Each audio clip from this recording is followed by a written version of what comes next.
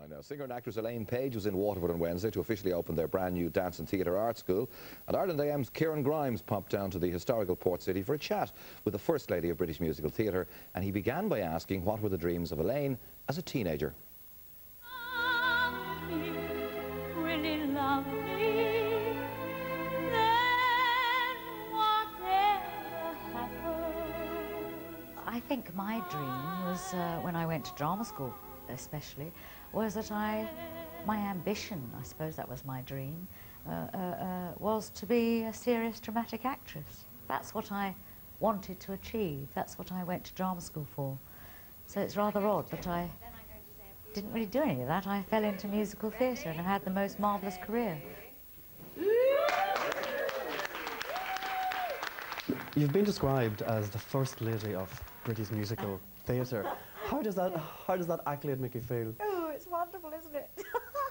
I mean, I'm not going to turn that one down, honey pie. I've got to tell you, you know, I don't know how many shows it is, but I know that I've been working for, I don't know if I should tell you really, 30 years at least.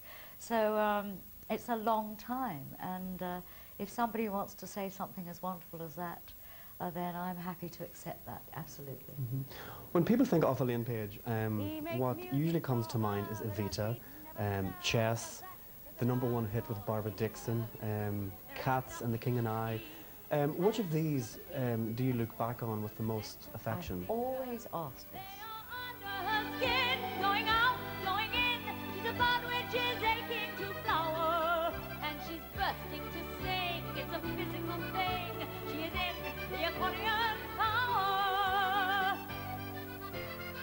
My favourite one of the moment, or the ones that I've loved most, are the ones that I'm in at the time. But of course Evita will always be very particularly special to me because that was the first one, and it really did change my life and my career. It gave me a career. How do you view subsequent portrayals of that role? I mean, well, I haven't ever really seen any, to be honest. The film everybody asks me about, I've never seen in its entirety. I've seen bits on Sky movies. So I can't really comment on that, although I think probably Madonna was the perfect person to play it on film at that time. And other than that, other than the bits I've seen her do, I've never seen anybody else play it. Because having been in it, don't forget, 20 months, which is almost, 4 months short of 2 years myself, it's not really something that, as an audience member, I want to go and sit down and watch somebody else play a part that I'm rather possessive about, to be honest. There were lots of other things and other artists that I would prefer to go and see in a play or whatever.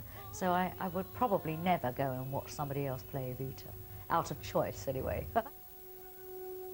Don't cry for me, Argentina. Piaf is a great favourite of mine because she had the most amazing life and all that wonderful music, and also it afforded me the opportunity to use my acting skills rather more than normal, because it was a play with music. Cats, of course, because of memory. Wonderful, wonderful song. For the sunrise, I must think of a new life, and I mustn't give in. You played Grisabella twice in Cats, isn't that right? What was it about the glamorous puss that enticed you to come back and to do it twice?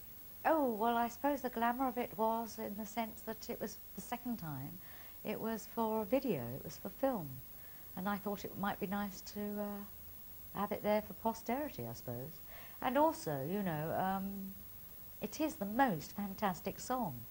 I've been singing that since 1981. I can't believe it's all those years ago, but I never tire of singing it. It's one of the most passionate, wonderful arias in modern musical theatre. Do you prefer New York's Broadway or London's West End? Well, London's home, so one's always going to be in love with one's home town, London, and its audiences. But I have to say, playing on Broadway, which had been a dream of mine to do, and I had been foiled in the attempt on at least 3 occasions with various musicals that I'd been in, to finally get there with Sunset Boulevard and play Norma Desmond on Broadway was an absolute high of all time. I mean, it almost equalled the first night of Evita for me.